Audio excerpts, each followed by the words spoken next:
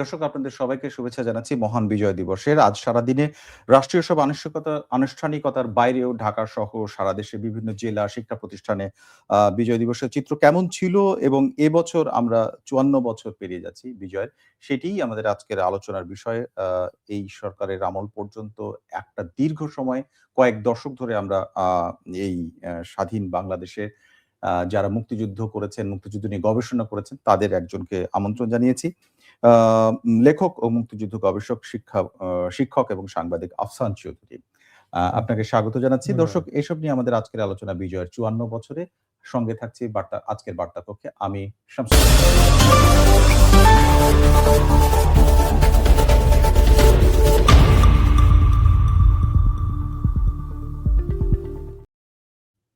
সরাসরি যাচ্ছি আমাদের আজকের অতিথির কাছে, লেখক ও মুক্তিযুদ্ধ গবেষক আফসান চৌধুরী। আপনি দীর্ঘ এই ৫৪ বছরের একটা লম্বা সময় ধরেই গবেষণা করছেন। অনেক মুক্তিযুদ্ধ নিয়ে লিখেছেন। আপনার গবেষণাপত্রও দেখেছি আমরা। আজকে এই ৫৪ বছর পরে এসে বিজয় দিবসটাকে আপনার চোখে কেমন দেখছেন?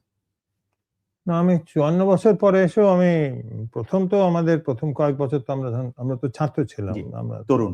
তরুণ একেবারে। সেটা তো সরাসরি আমাদের জড়িয়েই মুক্তিযুদ্ধ হয়েছে। আমাদের বন্ধু-বান্ধব পরিবারের সঙ্গে জড়িত ছিল সবাই। সব বাংলাদেশের সকল মানুষই কোনো না কোনোভাবে ৭১ তাদের ছুঁয়ে গেছে। তো এখন তো আমি ওই চোখ দিয়ে দেখব না। হুম, এখন তো ওটা আমার অভিজ্ঞতার পরিসর না। তো আমি ৭৭ থেকে গবেষণা করছি। তো এই ৭৭ থেকেই কত বছর হয়? প্রায় ৪৫ বছর। জি, তো আমার কাছে মনে হয় প্রত্যেক ৭১ একটু ভিন্ন, ভিন্ন হয়। হুম। তবে যেটা হয় যে রাষ্ট্র এটাকে উদযাপন করে প্রত্যেক ৭১ মানে প্রতি বছরে? প্রতি হ্যাঁ, বছরে। রাষ্ট্র যে জিনিসটা করে, রাষ্ট্র নিজের স্বার্থে উদযাপনের ধারাটাকে নিয়ন্ত্রণ করে। তো তাতে কিন্তু সমাজের খুব যে একটা এসে যাচ্ছে তা না। এটা শুনতে হুম। খারাপ লাগবে। গালি শুনতে হবে। আচ্ছা। কিন্তু বিষয়টা হলো কি? যে ধরুন যে রাজনৈতিক দল ক্ষমতায় থাকে হুম, তাদের একটা এজেন্ডা থাকে ৭১ হুম, নিয়ে। এটাকে হয় আমরা একটু উঠাবো, একটু দুর্বল করব বা কাউকে ছোট করব, কাউকে হুম, বড় করব। এই জিনিসটা চলছেই। তো মানুষ এতে এত অভ্যস্ত হয়ে গেছে যে এইটাকে আর অত বেশি তাকায় না। হুম, কিন্তু আমি মনে করি যে ১৯৭১ সালের ডিসেম্বরের যে ৭১ হুম, এটা তো হলো এটাই হুম। ১ম ডিসেম্বর। ১ম ডিসেম্বর। তো ১ম ডিসেম্বরও আমাদের স্মৃতি আ আমরা একেবারেই সীমাবদ্ধ করে ফেলেছি ওই সই করা হুম, এবং ১৪ই ডিসেম্বরের যে হুম, হত্যাকাণ্ড এই দুটোর মধ্যে। এর ফলে যেটা হয়েছে যে সামগ্রিক একটা যে পরিসরের মধ্যে এটা হুম, ঘটেছে, একেবারেই আন্তর্জাতিক পরিসরে হয়েছে, হুম। জাতীয় পরিসরে হয়েছে, এখন মাঠের পর্যায়ে মানুষের হয়েছে, সেটা হারিয়ে গেছে। সেটা নিয়ে কিন্তু আলোচনা হচ্ছে না। এবং আচ্ছা। এটা গোটা ডিসেম্বর কেন আমাদের ৭১ নিয়ে আলোচনাটায় এটা তেমন আসে না। ডিসেম্বরটা এইজন্য আমি বলছি যে ডিসেম্বরটা গোটা একটা নতুন একটা হুম, রাষ্ট্র জন্মালো। তার ভেতরে একটা সমাজ ছিল। সেই সমাজটাও সেই অর্থে মুক্ত হলো। তো এইগুলো যে ভয়াবহতাও ছিল যেমন, বীরত্বও ছিল যেমন, চোখের জি, পানি আসার মতো ঘটনাও ছিল অনেক। অবশ্যই। হ্যাঁ, কিন্তু আমরা সেটা নিয়ে চর্চাটা তেমন করছি না। মানে Facebook দেখলেই তো বোঝা যায় ঝগড়া চলছে তো এখন। হুম।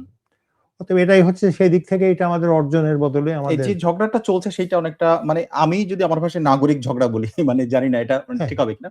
অনেকটা সেরকম শোনায়। রাজনৈতিক রাজনৈতিক বা নাগরিক বলি। এর বাইরে আপনাকে আমি অনেকগুলো অনুষ্ঠানে বলতে শুনেছি বা আপনার লেখার মধ্যে একটা বিষয় আছে সেটি হচ্ছে বাংলাদেশের সার্বিক উম মুক্তিযুদ্ধটাকে গ্রামের মানুষের সাধারণ মানুষের অংশগ্রহণ কেমন ছিল সেই জায়গা থেকে দেখা। এখন কি সু তা তাকিয়েও আপনি সেই সম্পৃক্ততা দেশের প্রশ্নে দেখতে পান? নাকি কিছুটা না, বদলেছে? না, মানুষের যে জিনিসটা হচ্ছে কি আমি এই জিনিসটা বিশ্লেষণে আমরা পাই। আমি তো শুধুমাত্র ৭১ নিয়ে গবেষণা হুম, করি না। হুম। মানে অন্যান্য আরো আরো অনেকগুলো। বহুত হ্যাঁ, বিষয় নিয়ে করতে হয়। যেমন একটা বড় একটা বিষয় নিয়ে করি আমরা। সেটা হচ্ছে যে গ্রামের রুজি। হুম। তো আমরা ওই পেশা, বিআইডির পেশার। পেশা, হ্যাঁ, কিভাবে পাল্টাচ্ছে। গ্রাম হ্যাঁ, পরিবর্তনশীল গ্রাম বলি আমরা আরকি। হুম, শুরুতে বিরাট একটা প্রজেক্ট ছিল। সেটা হচ্ছে BRAC institute of governance and development বিআইজিডির। সেটা হচ্ছে পরিবর্তনশীল গ্রাম। তো এটা হুম, প্রতি ১০ বছর একবার কি ২০ বছর যখন হুম, সুযোগ হয় এটা। তো আমরা দেখি ওরা প্রত্যেক বছর এরকম করে ৩ টা ৪ টা করে মৌলিক পরিবর্তন হচ্ছে। হুম, বাংলাদেশের গ্রামে কিন্তু অনেক টাকা এসেছে এবং এই টাকা মূলত আসছে ওই অভিবাসী শ্রমিকদের থেকে এবং কমার্শিয়াল এগ্রিকালচার থেকে। তো হিসাব করলে এটা আপনি গুগল করলেই বের হয়ে যাবে। হুম। বাংলাদেশের অর্থনীতির কিন্তু 85% হচ্ছে এই অপ্রাতিষ্ঠানিক পরিসরের। আমরা যেটাকে বলি ইনফরমাল সেক্টর, তার মানে সামাজিক। তার মানে হুম, প্রাতিষ্ঠানিক অথবা স্টেট, আপনি যেটাকে নাগরিক বললেন, হুম, এই পরিসরটা 15%। হুম, এরা ক্ষমতায় আছে, এ আছে, ওই ব্যাংক থেকে হুম, লোন নেয় হুম, এরাই। কিন্তু এদের সঙ্গে ওদের কিন্তু একটা ব্যবধান তৈরি হয়েছে আচ্ছা। এবং তৈরি হয়েছে এটা এবং কি আগে থেকে ছিল নাকি বেড়েছে? না, আগে থেকে ছিল। এখন আচ্ছা। যেটা হয়েছে, হুম, এখন গ্রাম আগে অনেক দুর্বল ছিল। হুম, এখন গ্রাম দুর্বল নেই। সো গ্রামের আর অত শহরের দিকে তাকিয়ে থাকে না গ্রাম। হুম, গ্রামের রাজনীতিও আলাদা। আমরা যেমন দেখেছিলাম যে গ্রামের রাজনীতি করতে যেখানে করতে গিয়ে যে গ্রামের যেসব কাঠামোগুলো আছে সেটা কিন্তু ইউনিয়ন পরিষদ-টরিষদ আছে। তারা হুম, ওখানে আছে। কিন্তু ওটাকে পরিবর্তন করতে পারেনি বা রিপ্লেস হুম, করতে হুম। পারেনি। তো এই জিনিসগুলো আমার মনে হয় খুব গুরুত্বপূর্ণ। আপনার কথায় এর আগেও একটা অনুষ্ঠান আমরা করেছি এবং সেখানে মুক্তিযুদ্ধ নিয়ে অবশ্যই কথা বলেছি। সেখানে আপনি বলেছেন যে, মুক্তিযোদ্ধা আসলে কে, কে নয় সেটা আসলে আমি হ্যাঁ, খুঁজে আমি পাইনি। আপনি একেবারেই এই কথাটা আপনি হ্যাঁ, আমি বলেছেন এটা আরকি আমার পুরোপুরি মনে বলছি আছে। যে মুক্তিযোদ্ধা কে নয়। কারণ নয়। কি আমরা যে জিনিসটা করেছি কি আমরা মুক্তিযুদ্ধটাকে গুলি মধ্যে সীমাবদ্ধ করে হুম, ফেলছি। তো একটা দেশে তো একটা যুদ্ধ যখন হয়, হুম, সবাই যেখানে অংশগ্রহণ করে, জি, ইচ্ছায় হোক, অনিচ্ছায় হোক। হুম, তাকে তো আমরা বলতে পারি না যে সাধারণ সেনাবাহিনীর হুম, যুদ্ধ। হুম, হুম, এটা সবার যুদ্ধ। হুম, তো এই কথাটা খুব সহজ, এই কথাটা খুব সরল। হুম, সবার যুদ্ধ। তো হুম, সবার যুদ্ধ হলে আমরা যদি করি তাহলে দেখব কোন না কোনভাবে বিভিন্ন মানুষ অংশগ্রহণ করছে। তো সেই আমি যদি সশস্ত্র যোদ্ধাদের কথা বলি, তাহলে ৭১ সালে হুম, আপনি যদি মুজিবনগর সরকারের দলিল হুম, দেখেন যে ২ টা ভাগ ছিল। একটা হচ্ছে নিয়মিত বাহিনী। এই জি, নিয়মিত বাহিনী হচ্ছে যারা আর্মির লোক ছিল, বিডিআর এর লোক ছিল, পুলিশের লোক বা আনসারও জি, কিছু এরা নিয়মিত বাহিনী। আর ছিল গণবাহিনী। এটা বলত তারা হুম। এটা। তো সেই গণবাহিনীর মানুষ তো প্রায় ৮০ ভাগ থেকে মানে ৯০ ওই নিয়মিত বাহিনীর বাইরে যারা সবাই গণবাহিনীর। সবাই গণবাহিনী। আর জি, এই গণবাহিনীর প্রায় সবাই হচ্ছে গ্রামের মানুষ। গ্রামে। তো গ্রাম যদি না থাকতো তাহলে যুদ্ধ হতো কি করে? হুম, যুদ্ধ হুম, তো হচ্ছে গ্রামে। শহরে হুম, ধরুন ডিসেম্বর মাসে যখন ভারতীয় যৌথ বাহিনী যখন হুম, ঢুকলো, যৌথ বাহিনী আর বাংলাদেশের হুম, মধ্যে, তখন তো স্বল্প দিনের। এটা জি, ধরেন হয়তো আমি ধরে নিলাম ১ মাসের যুদ্ধ হয়েছে। জি, কিন্তু তার বেশি তো না। কিন্তু যুদ্ধটা ১ম এ হয়েছে আমাদের ওই মার্চ এপ্রিল পর্যন্ত ওই সময় বড় যুদ্ধের প্রতিরোধ পর্ব যেটা হুম, ছিল খুব যেটা প্রস্তুত করেছে, যেটা ক্ষেত্রটা তৈরি করে দিয়েছে হুম। পরবর্তীকালে সেই সময়। আর পরবর্তীতে এই ডিসেম্বরের জিনিসটা আপনার যে লেখা, আপনার যে বইগুলো যে গ্রামের মুক্তিযুদ্ধ বা এই চিত্রগুলো তার মধ্যে কিন্তু খুবই সাধারণ মানুষের অনেক ছবি আছে, মানে গল্প আছে। ওই গল্পগুলো মানে নতুন করে পাওয়া যায়। আপনি যেটা আজকেও বলছিলেন যে চোখে পানি এসে যায় অনেক মানুষের, সাধারণ মানুষের হ্যাঁ, কথা শুনলে খুবই স্বাভাবিকভাবে। আমরা এরকম মুক্তিযোদ্ধাদের এই যে ৫৪ বছর, ৫৪ শব্দটা আমরা বলছি কারণ এবারে ৫৫ তে হ্যাঁ পা দিচ্ছি। ৫৫ সামনের বছরে তো আমরা সামনে বাংলা। ৫৬ তে যাব। আ একটা বিষয় কি যে আমি একজনের নাম বলি, নিয়ামতপুর গ্রামের একজন বাসিন্দা আব্দুল মান্নান খান। হয়তো ওই অর্থে অনেক বড় খুব বেশি পরিচিত মানুষ ছিলেন না। কিন্তু ইনার বাড়ি শরীয়তপুরের আ একটি গ্রামে, অখ্যাত গ্রামে, নিয়ামতপুর হুম, নামে একটা গ্রামে। তিনি ২০১০ সালের ৮ই জানুয়ারি মারা যান। তার কবরে আগুন দেয়া হয়েছে। এই বছরের মধ্যে এই ধরনের কিছু ঘটনা ঘটেছে এবারে। এটি কি আসলে খুব স্বাভাবিক ছিল কিনা? আপনি যে সময়টার কথা বলছিলেন, সেই সময়গুলোতে মানুষের প্রতি মানুষের এক ধরনের মমত্ববোধ ছিল। মুক্তিযোদ্ধাদের আরেকজন সহযোগিতা করতে এরকম প্রচুর কাহিনী আপনার গবেষণার মধ্যে আমরা হুম। পেয়েছি। এই যে চিত্রটা, এটার আসলে বাস্তবতাটা কি? না, যখন রাজনীতি প্রবেশ করে ইতিহাস চর্চায় বা হুম, ইতিহাসের বয়ানে, হুম, তখন এই ধরনের সংঘর্ষ অনেকটাই অবধারিত হয়ে যায়। আপনি যদি ওদেরকে কাউকে খুব খারাপ বলতে থাকেন, তখন তার একটা হিংস্রতা জন্মায়, হুম, প্রতিশোধ স্পৃহা জন্মায়। ঠিক তার বিপক্ষেই তখন সুযোগ পেলে তখন সে হিংস্র হয়। এখন ওইটার কি পটভূমিতে কি অবস্থা হয়েছে আমি সেটা বলতে পারব না। কিন্তু আমি বলি যে যেটা মানুষ মনে রাখতে পারে, একটা ঘটনা আমি বলি। এই আপনি যেমন এরকম একটা ঘটনা বললেন। এটাও হইতে পারে। কিন্তু এটাতে ইতিহাসের কোনো যায় না। এটা হুম, একজন প্রাতিষ্ঠানিক সৈন্যের কথা বলছি। এটা হচ্ছে এই আজকে ১৬ তারিখে। এইজন্য আমি ভেবেছি যে ১৬ তারিখের এটা হুম, ঘটনা। ১৬ তারিখে সিলেটের চিকনাগুলু বলে একটা জায়গা আছে। এই আচ্ছা, ১৬ তারিখেও কিন্তু সেটা স্বাধীন এই অর্থে যে পাকিস্তান আর্মির একটা আ মেশিন গান নেস্ট ছিল। আচ্ছা, মানে গোলাগুলি করছে। জি, তো ওইটা দখল করতে পারছে না এবং ওইটা পার হয়ে গিয়ে একটা টিলার উপরে। তো ওটা পার হয়ে গিয়ে পাকিস্তান সেনাবাহিনী, এই বাংলাদেশি হুম, মুক্তিবাহিনী তারা যেতে পারছে না। হুম, এটার প্রধান ছিলেন কর্নেল দত্ত, হুম, সিলেট সেক্টরে। তখন ৭-৮ জন মিলে তারা একটু সরে গিয়ে ওই পাকিস্তান আর্মির ওই মেশিন গান নেস্টটাকে গুলি করছে। এর মধ্যে একটা পর্যায়ে গিয়ে ওনার নাম হচ্ছে হাবিলদার আওলাদ। ও আচ্ছা। আমার নামটা সবসময় মনে থাকে। হুম। আজকাল তো আর নাম মনে থাকে হুম, না। হুম। হাবিলদার আওলাদ। হাবিলদার আওলাদ বলল যে, "এভাবে যুদ্ধে জেতা যাবে না।" আচ্ছা। বলে হাবিলদার আওলাদ, যেটা তার হুম, সহকর্মীরা লিখেছে, এটা হুম। এটা রিটেন ডকুমেন্ট। Recent document. আমি যখন বিবিসির জন্য একটা সিরিজ করছিলাম তখন আমাকে জেনারেল দত্ত এই কথাটাই বলেছিল। আচ্ছা, তখন সরে গিয়ে তখন ও গুলি করছে আর দৌড়াচ্ছে, গুলি আচ্ছা। করছে আর দৌড়াচ্ছে। তো মিনিট খানেকের হয়তো ঘটনা। হুম, মিনিট খানেকের মধ্যে গিয়ে সে পাকিস্তানের নেস ওই মেশিন গানের যেটা ছিল সে উড়িয়ে দিয়েছে। আচ্ছা, এবং সে নিজে তো অন্তত ১০-১২ টা গুলি খেয়েছে। সেও আচ্ছা, শহীদ হয়েছে। আচ্ছা। আমার কথা হলো কর্নেল দত্ত বলছিল যে আমি তাকে বীর শ্রেষ্ঠর জন্য রেকমেন্ড করেছিলাম। সে একটা বীর প্রতীকও পায়নি। হুম, তো কথাটা সেটা না। কথাটা হচ্ছে তার কাছে এটা কিন্তু তার সবচেয়ে বেশি মনে পড়ার সময়। তো হুম, এইটা তো হাবিলদার আওলাদদের মতো মানুষরা করেছে। হুম, তো আমরা কিন্তু তাদেরটা অত স্মরণ করছি না। হুম। আমরা যে জিনিসটা করছি এটাকে রাজনীতিকরণের ফলে ৭১ এর ইতিহাস রাজনীতিকরণের ফলে আমরা এই দোষ ত্রুটি দেখছি, ওর সঙ্গে রাজনীতি করেছে কি, এর সঙ্গে রাজনীতি করেছে কি। আরো প্রচুর। আমার তো মনে হয় আমরা যারা এই বয়সী হয়ে গেছি আমরা ছাড়া তো আর আ মানে হুম। সি অনেকেই প্রায় অনেকটা কমে গেছে অনেক সংখ্যা। স্মৃতি ধারণ করা। জি, জি। একটা গ্রামে মানুষগুলো এই সময়তেই হুম, এই যে ও আশ্রয় দিয়েছিল। আমি আশ্রয় জিনিসটাকে খুব গুরুত্বপূর্ণ মনে করি।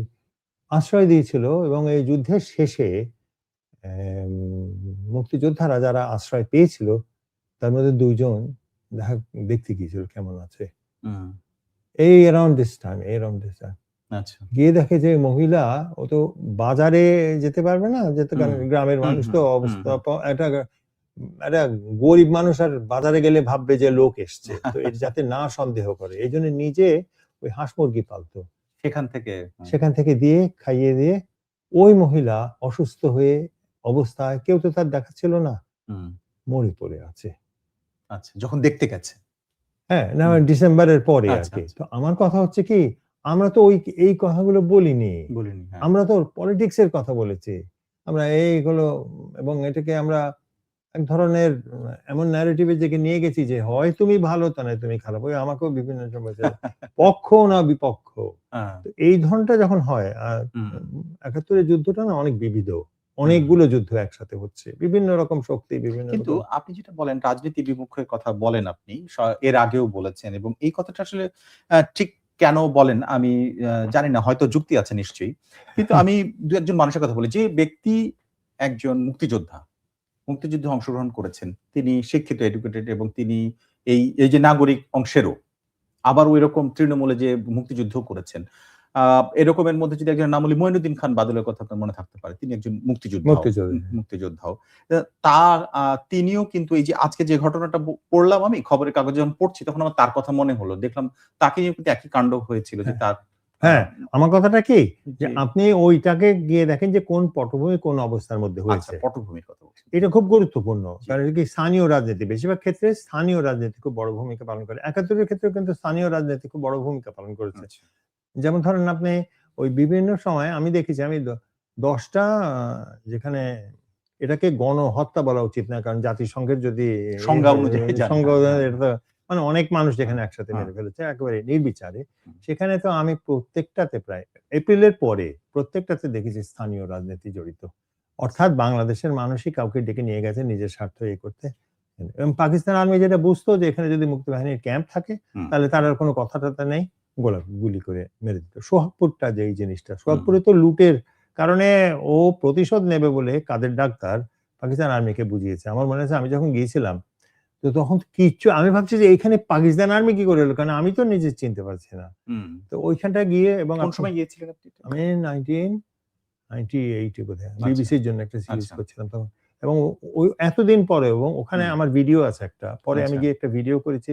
নাম হচ্ছে 'তাহাদের যুদ্ধ' মেয়েদের উপরে। আমরা তো মেয়েদেরকে মোটামুটি হাওয়াল করে দিয়েছি ৭১ এর ইতিহাস থেকে। হুম, তো ওই জিনিসটা ওখানে ওই মহিলারা যখন বলছে, আমার কাছে মনে হয়েছিল কি যে এই যে কষ্টটা, যে জিনিসটা আমিও উপলব্ধি করিনি। ২ টা জিনিস আমি শিখেছি। একটা হলো দেখুন, আমরা কি ভাবি যে এই যে মাসিক, মেয়েদের যে হুম, মাসিক হয়, এটা ওদের জীবনে কতটা ছিল? কারণ কোন গবেষকও জিজ্ঞেস করে নাই হুম, যে কি কোনটা বড় গুরুত্বপূর্ণ বিষয় ছিল? ওই যে মেয়েরা মনে করেন যারা এক জায়গা থেকে আরেক জায়গায় যাচ্ছে, পালাচ্ছে। আপনি প্রত্যেকের কাছ থেকে শুনতে পারবেন যে এইটা একটা এটা একটা দুশ্চিন্তা ছিল। যদি আমার হঠাৎ এখন ঋতুস্রাব হয়ে যায়, তাহলে আমি কি করব? হুম। লজ্জাটা ঢাকবো। এটা তো ওই গ্রামের দৌড়াদৌড়ির সময়টাতে, হ্যাঁ। হ্যাঁ, বা হ্যাঁ, হুম, দৌড়াদৌড়ির সময় বা যাচ্ছে। মনে করেন হুম, যারা রিফিউজি হয়েছিল জি। তাদের তো অনেকেই ক্যাম্পে। হুম, ক্যাম্পে এবং আমার কাছে একটা আছে যে রাজশাহীর একটা জায়গায় যেখানে সব হিন্দুকে মেরে ফেলেছিল। আচ্ছা, তো ওখানকার মহিলারা সেদিন রাতেই ইন্ডিয়ার দিকে আচ্ছা। রওনা হয়। তো ওইখানে মহিলার পেটে ৬ মাসের বাচ্চা ছিল। তো ৪ হুম, মাস পরে বাচ্চা হয়েছে। তো তখন তো তার লজ্জা ঢাকারও কেউ নেই। হুম, একটাই শাড়ি। হুম, হুম, সেটাকেই ধুয়ে পড়তো মহিলা। তো সেইটা যখন বাচ্চা হচ্ছে তখন তো আর ওই শাড়িটা থাকছে না। তো তখন ওই মানে ক্যাম্পের অন্য মহিলারা তাকে ঘিরে তাকে আশ্রয় মানে লজ্জাটা ঢাকার হুম, সুযোগ দিয়েছে। তো আমার যারা গবেষক ছিল তারা যখন গেছে তারা তাদের ওই ছেলেটাকেও দিয়েছে যে জন্মেছে এরকম হুম। অবস্থাতে। মহিলাও ছিল। মানে সারা জীবন তার এই কষ্টটাকে বহন করতে হয়েছে। তো আমার মনে হয় যদি এই কথাগুলো আসতো আমাদের ইতিহাসে, তাহলে এই ঝগড়াগুলো কম হতো। কারণ ওকে। কি আমরা তো তখন তাহলে বলতে পারতাম আচ্ছা যুদ্ধটা খুব ব্যাপক, হুম, বিস্তৃত একটা বিষয়। অনেক কিছু ঘটেছে। কিন্তু আমরা তো সেটা বলিনি। আমরা তো হুম। এক্কেবারে খুব সরল রেখায় রাজনৈতিক বয়ানটা কে ক্রেডিট নিতে পারে, কে এটা নিতে পারে সেটা করেছি। আবার সেই বিষয়টা যদি আসি যে উম এখন থেকে প্রায় মাস ৬ আগের কথা বলব। যখন মুক্তিযুদ্ধের এত বছর পরে এসে আ আপনার দৃষ্টিতে যদিও ওই কথাটা আবার বলি যে কে মুক্তিযোদ্ধা নয়। কিন্তু কে মুক্তিযোদ্ধা, কে সহযোগী মুক্তিযোদ্ধা সেই প্রসঙ্গ এসেছিল মাত্র কিছুদিন আগে। আ সেইটা নিয়ে এখন নতুন করে প্রশ্ন না। কিন্তু এবার একটা তালিকা এসছে। সেটা হচ্ছে ২৮ জনকে মুক্তিযুদ্ধের সহযোগী হিসেবে চিহ্নিত করা হয়েছে। কিন্তু যাদের নাম আগে কোন তালিকাতেই ছিল না। অর্থাৎ মুক্তিযোদ্ধা বা অন্য কোনভাবে ছিল না। এই যে নতুন করে এবছরই ঘোষণা করা হলো, এই বিষয়গুলোকে আসলে ওই যে আগে যেমন হতো কাউকে বাদ দেয়া হতো, কাউকে অংশগ্রহণ করা হতো। আবার নতুন করে আসতো তারা আবার বিতর্কিত হইতো। এরকম নানা ধরনের সমস্যা হতো। এই যে ২৮ জনকে সহযোগী হিসেবে চিহ্নিত করে তালিকাভুক্ত করা হলো, এটাও কি আসলে সেরকমই কিছু নাকি এটা নতুন কিছু? মানে যদি তালিকাকরণ হয়, জি, মানে এটা তো কম তালিকা দেখলাম না, না? জি। আমরা আপনি তো তো গবেষক জি, জি, জি। না আমি বলছি যে আমার হ্যাঁ, বাড়িতেও যেমন আমি বোধহয় আগেও বলেছিলাম যে তালিকায় নাম দেয়াটা কিন্তু সবাই ভালো চোখেও দেখেনি। হ্যাঁ, আমি একেবারে বলছি কোন সময়ে। হুম, কোনো সময় না। ও সব মানে আমার মনে আছে কি কোনো পরিবারের মধ্যে আমাদের বাড়িতে অনেক হুম, মুক্তিযোদ্ধা। তো আমার ২ ভাই খালাতো ভাই হুম, তারা দুজনেই অ্যা সেনাবাহিনীর যোদ্ধা হুম, এবং তারা ২ জনেই বীর প্রতীক হুম। প্রাপ্ত। একজন মারা গেছেন মেজর আক্তার সেক্টর 2 বাহ! যে আচ্ছা। আর সেক্টর 2 তে ছিলেন। হ্যাঁ, হ্যাঁ। মেজর মঞ্জুর। ও সেক্টর 2 সেক্টর 2 ঢাকার এই সেক্টর। তো আমার মনে আছে যে আমাদের বাড়ির অন্যরা তখন ভাবছে যে তালিকা যখন ঘোষণা করা হুম, হলো, তালিকা কিন্তু কোনদিন খুব মানুষ সম্মানের চোখে দেখেনি। আমি এটা বলি কিছু মনে হুম, করলেও কিছু করার নেই। তখন আমার মনে আছে বাড়ির মুরুব্বিরা, বিশেষ করে আমার মা বললেন যে, "তোমরা তো চাকরি খুঁজতে যাচ্ছ না। তো তালিকায় কেন নাম দরকার? হুম, তোমরা তো চাকরি খুঁজছো না।" হুম। তো যে এই ওই সার্টিফিকেট দেখে চাকরি সেটা তারা চাচ্ছে না। হ্যাঁ, না, হ্যাঁ। তো তোমরা নাম লেখাবে কেন? এটাকে আসলে ঐটার সমপর্যায়ে নিয়ে যাওয়া হয়েছে যে হ্যাঁ, চাকরি এটা খোঁজার একটা কোনদিনই যে সুবিধা পাওয়া যাবে। আমার হুম, মনে আছে একজন বলেছিল যে, ওদেরকে বিশেষ একটা পদক-টদক দাও যারা আর্মির মধ্যে হুম, এবং সিভিল সার্ভিসে যারা মুক্তিযুদ্ধের সঙ্গে জড়িত ছিল। কিন্তু ২ বছরের সিনিয়রিটি দিও না। কারণ এই যে শত্রুতা তৈরি করবে, আচ্ছা। থামবে না। তো আপনি যদি মুক্তিযুদ্ধের সঙ্গে সুবিধা প্রদানটাকে যুক্ত করে ফেলেন না, আপনি ঝামেলা তৈরি করবেনই। এবং এই ঝামেলা তৈরি হয়েছে। আমার মনে আছে আমি একজনের লিখছিলাম হাবিলদার সুলতান। আচ্ছা।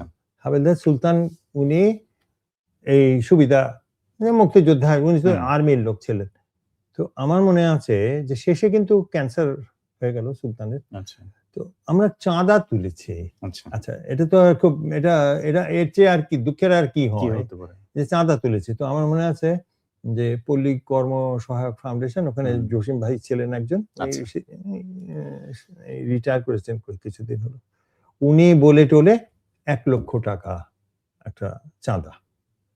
তো হুম। আমার জীবনের একটা কষ্টের একটা এসএমএস হচ্ছে এইটা যে আমি টাকাটা নিয়ে এত উৎফুল্ল বোধ করেছি যে আমরা আমরা একটা হ্যাঁ, করতে পেরেছি। আর হ্যাঁ, অন্যরা সবাই তোলার হুম, চেষ্টা করছে টাকা। আমার বন্ধু ইশরাত ফেরদৌসী চুন্নু যে হুম, অসাধারণ একটা বই কাজ করেছে ইংরেজিতে বইটা দ্য ইয়ার দ্যাট ওয়াজ, এটা ৭১-এর উপরে ৭১টা ইন্টারভিউ। তো সেই আমি এসএমএসটা পেলাম ওর কাছ থেকে, সুলতান ইজ ডেড। ও আচ্ছা, মানে দুঃখজনক।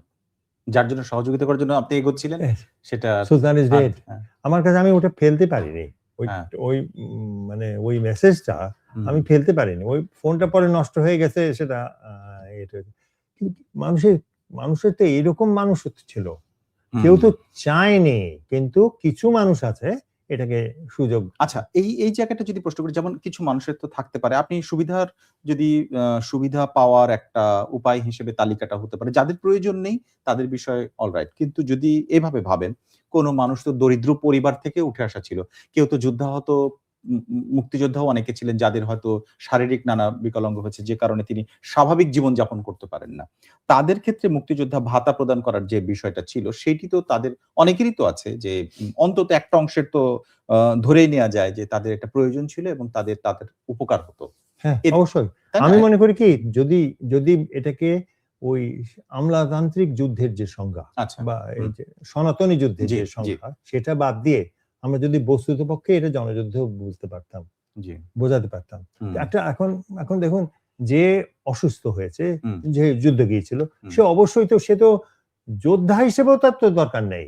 হুম। সে তো যেকোনো একজন সাধারণ মানুষ এদেশের, মানুষের হ্যাঁ। অধিকার হিসেবে তার হুম। তো অবশ্যই পাওয়া উচিত। পাওয়া উচিত। তো সে এখানে আমার প্রশ্নটা এরকম যে মুক্তিযোদ্ধা ভাতা যারা পেতেন এমন ৩৩৬ জনের বাতিল হতে যাচ্ছে, ৮৪ জনের নতুন যুক্ত হচ্ছে। ওই যে আবার ওই তালিকা। আবার সেই, এবং সেই একই ব্যাপার।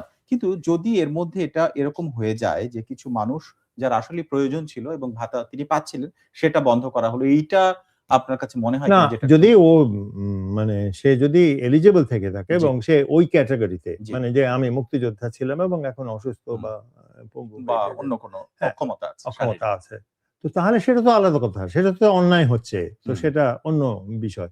তার সঙ্গে কিন্তু এই তালিকা চর্চার কিন্তু সম্পর্ক সম্পর্ক নাই। নাই।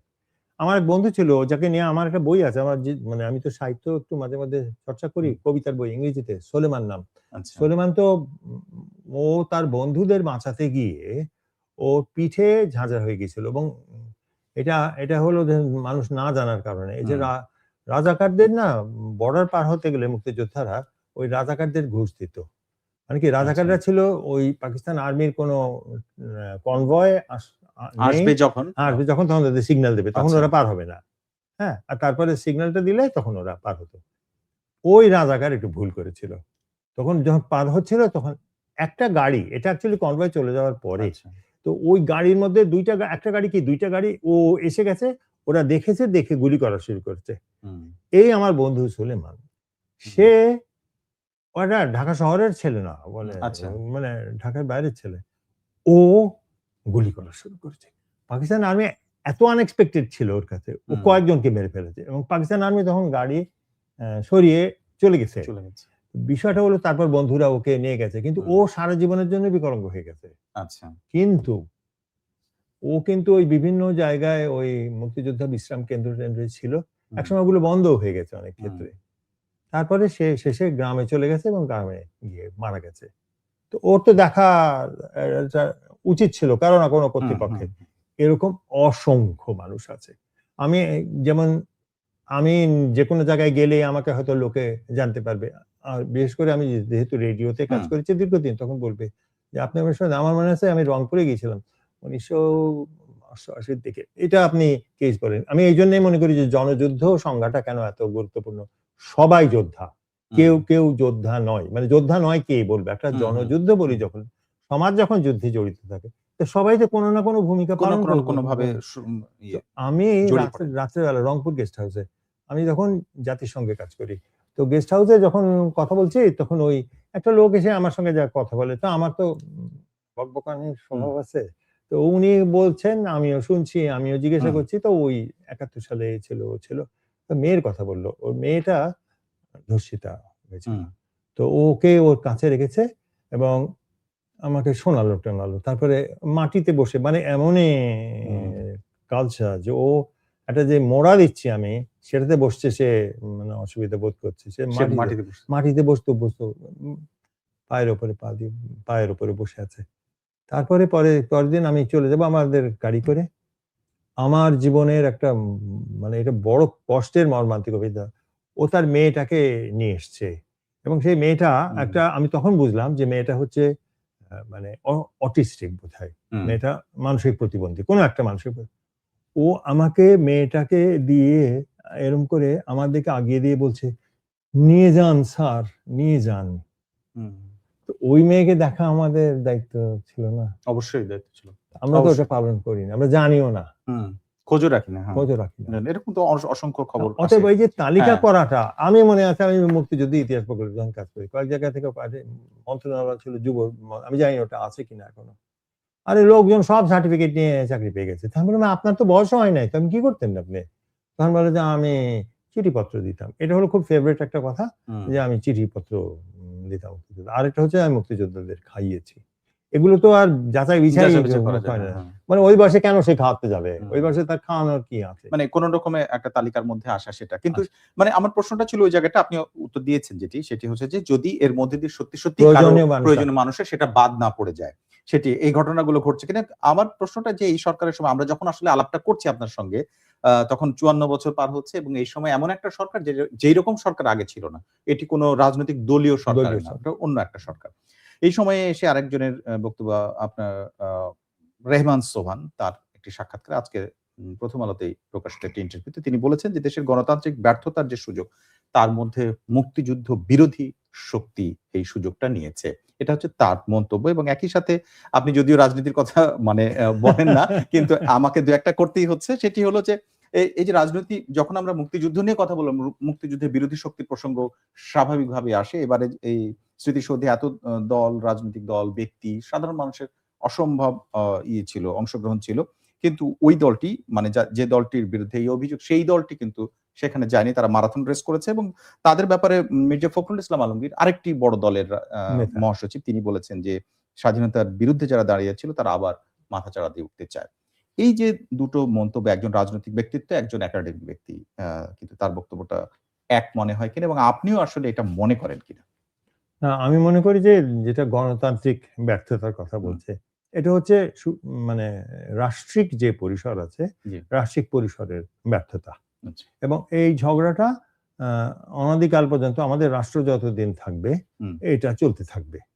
কিন্তু এটা যে শেষ নাই কোনো হতে পারে না? না এই কারণে আমার মনে হয় হওয়াটা সম্ভব না। কারণ আপনি তো মানে বিদ্যা বা মেধা বা যুক্তি দিয়ে আপনার রাজনৈতিক অবস্থানকে প্রতিষ্ঠা করেন না। আচ্ছা। আপনি তো শক্তি দিয়ে করেন, আবেগ হুম, দিয়ে করেন, হুম, একটা বাহুবল দিয়ে করেন, হুম, টাকা দিয়ে করেন। হুম, তো আপনি কি করে তাদেরকে সরাবেন? এখন হুম, যেটা আমি আগে রাজনৈতিক কথাই হচ্ছে যে, যে দল করছে বা যারা হুম, ৭১ কে নিয়ে হয়তো গালিগালাজ করছে বা হুম, অস্বীকার করছে তারা এটা হুম, এটা তো হচ্ছে আওয়ামী লীগের সঙ্গে তাদের দ্বন্দ্ব। এটার হুম। সঙ্গে তো আর ৭১ এর দ্বন্দ্ব নাই। এই কথাটা আমি বারবার বলছি। ৭১ তো তারা জানেও না, এরাও জানে না। কেউই জানে না। কিন্তু এই কারণে যেহেতু রাজনীতিতে কিন্তু যে মানে এই যে মুক্তিযুদ্ধ বিরোধী বলে যে দলগুলোকে বলা হচ্ছে সেটা তো তারা তো মুক্তিযুদ্ধ বিরোধিতা করেছিল। হ্যাঁ, আমি বলছি যে রোমান সামাদ স্যার যেটা ও আচ্ছা বলছেন, উনার যে বক্তব্য। হ্যাঁ, উনি যে গণতন্ত্রের ব্যর্থতার ব্যর্থতার সুযোগ কথা নিয়ে হ্যাঁ, মুক্তিযুদ্ধ বিরোধী শক্তি। হ্যাঁ, মুক্তিযুদ্ধ বিরোধী। এখন কথা হলো হয় আপনি রাজনীতিতে তাদের সুযোগ দেবেনই না ১ম দিন থেকে। হুম, আপনি তো তাদেরকে দিয়েছেন। আপনি কি ওখানে তুলে নিয়েছেন? আপনি আচ্ছা। তো তুলে নেননি কখনো। হুম, এটা হলে না একটা কথা ছিল যে হুম, মুক্তিযুদ্ধের বিরোধী শক্তি। আপনি তো ওকে রাজনীতি করতে দিচ্ছেন। এখন যেহেতু প্রধান তাদের বিরোধী ছিল আওয়ামী লীগ, যে হুম, সরকার, সে নাই, হুম, তখন তারা একটা সুযোগ পেয়েছে। তো আমি মনে করি যদি একেবারে ১ম থেকেই যদি আমরা এটা মানতাম, এটা করতাম যে হ্যাঁ, এইটাই হচ্ছে ৭১ এর ইতিহাস। এখানে অংশগ্রহণ করেছে, হুম, অংশগ্রহণ করেনি।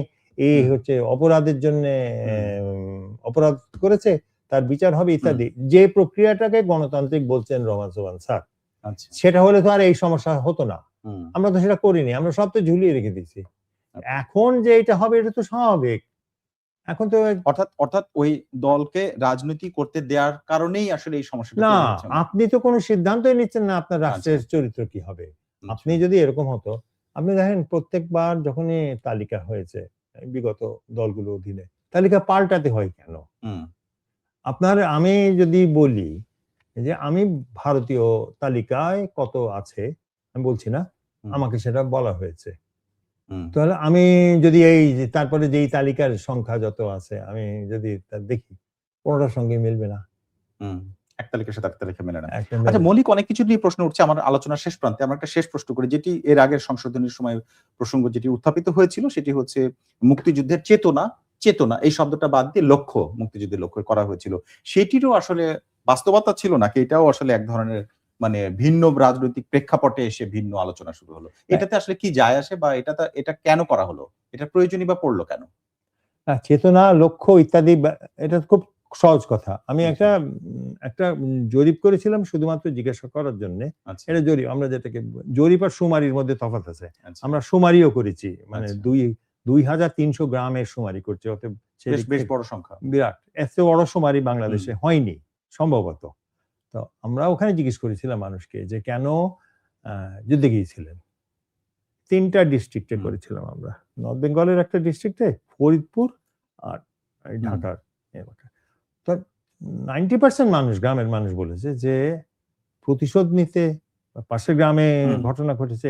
যেই গ্রামগুলোতে কিন্তু পাকিস্তান আর্মি এসছে তাদের অনেকগুলো গ্রাম থেকে বেশি গেছে। পাশের গ্রাম থেকে বেশি গেছে। মানে সরাসরিভাবে করেছে। আমার একটা ভিডিও আছে এইটার উপরে, গ্রামের মুক্তিযোদ্ধা। গ্রামের মুক্তিযোদ্ধাদের ধারণা আর শহরের মুক্তিযোদ্ধাদের ধারণা আলাদা। মানে আমি তো শহরের। হ্যাঁ, আমার ধারণা থেকে হ্যাঁ, রাষ্ট্র ইত্যাদি। কিন্তু আমার মনে হয় না কারোর সময় ছিল। তো ওখানে বলে যে প্রতিশোধ নেওয়ার জন্য। দ্বিতীয়ত যদি আমরা যুদ্ধে না যাই তাহলে আমাদের বাড়িঘর জ্বালিয়ে দেবে, আমাদের মেয়েদেরকে উঠিয়ে নিয়ে যাবে। আপনি যদি পাকিস্তানের হামদুর রহমান কমিশন রিপোর্টটা পড়েন তাহলে দেখবেন যে ওখানে বলা আছে সরাসরি যে পাকিস্তান প্রতিরোধটা আশা করেনি। তো আমাদের দেশে প্রতিরোধ নিয়ে যথেষ্ট কিন্তু কাজ হয়নি। এই প্রতিরোধটা হচ্ছে যৌথ যুদ্ধ। এই প্রতিরোধটাই প্রকৃতপক্ষে জনযুদ্ধের সাংঘর্ষিক রূপ যদি আমি বলি তাহলে এটা বোধহয় সঠিক হয়। যে যেখানে সেনাবাহিনী আছে, যে জেনারেল জিয়ার মতো সেনাবাহিনীর লোক আছে, সাধারণ মানুষ আছে, ওই গ্রামের লোকগুলোও আছে, সবাই আছে, নারী আছে, অনেকে একসাথে মিলে যুদ্ধ করে। ওই সময় গ্রামে পাকিস্তান আর্মি গেছে কখনো কখনো খাবার সংগ্রহের উদ্দেশ্যে, দু এক সময় গিয়ে মেয়েদের উপর অত্যাচার হয়ে ঘটনা ঘটেছে। ওটা হামিদুর রহমান কমিশন রিপোর্টেই আছে। ওর ফলে গ্রামগুলো ঘুরে গেল। তো এই দেশ তারা যুদ্ধে জড়িয়ে পড়ে। যুদ্ধে জড়িয়ে পড়লো। ওইটাকে সামলাবার ক্ষমতা পৃথিবীর কোনো শক্তির নাই। এবং আমি সবসময় যে কথাটা বলি, জগজিৎ সিং আরোরা তিনি যৌথ বাহিনীর প্রধান ছিলেন। তিনি একবার বলছিলেন, ওই আমি ওনাকে রেকর্ড করতে যাচ্ছি তখন তিনি বলছেন যে, এই যে তোমরা আসো সাংবাদিকরা আমাদেরকে সেনাবাহিনী কি করেছে জিজ্ঞাসা করতে। তুমি কি একবার ভেবেছো? ইংরেজিতে বলেছিল তো? না উর্দুতে বলেছিল। বলল যে বাংলাদেশের গ্রামের মানুষরা যদি অনুমতি না দিত আমরা ঢুকতে পারতাম। আচ্ছা। এই যে মানুষটা যে মানে একটা খুব উপর থেকে যে চোখ দিয়ে দেখছে যে তার মানে মানুষই শেষ কথা বলছে, এই দেশের মানুষই শেষ কথা বলছে। এইটা আমার ইতিহাস চর্চায় কোথায়? আমাদের ইতিহাস চর্চা এরকম ভাবে হয়নি। অর্থাৎ ইতিহাস চর্চার মধ্যে একটা গলদ। গলদ সেটি আপনি বলছেন। হ্যাঁ। হ্যাঁ। অনেক ধন্যবাদ আপনাকে আজকে আমাদেরকে সময় দেওয়ার জন্য। Thank you. দর্শক, আমাদের সঙ্গে ছিলেন লেখক, মুক্তিযুদ্ধ গবেষক, শিক্ষক এবং সাংবাদিক আফসান চৌধুরী। তার কাছ থেকেই বিজয় দিবসের এই আয়োজনে আমরা মুক্তিযুদ্ধের ৫৪ বছর পরে এসে তার দৃষ্টিতে, একজন গবেষকের দৃষ্টিতে, শিক্ষকের দৃষ্টিতে আমরা মুক্তিযুদ্ধ এবং তার পরবর্তী অনেক সময়ের রাজনৈতিক অনেক আলাপও করেছি। এইরকম রাজনৈতিক বিশ্লেষণ জানতে আমাদের সঙ্গে থাকুন। প্রথম আলোর বার্তা কক্ষে আয়োজন দেখুন প্রথমআলো.com, প্রথম আলোর ইউটিউব, ফেসবুক সহ সোশ্যাল মিডিয়া প্ল্যাটফর্মগুলোতে। আর যারা সঙ্গে ছিলেন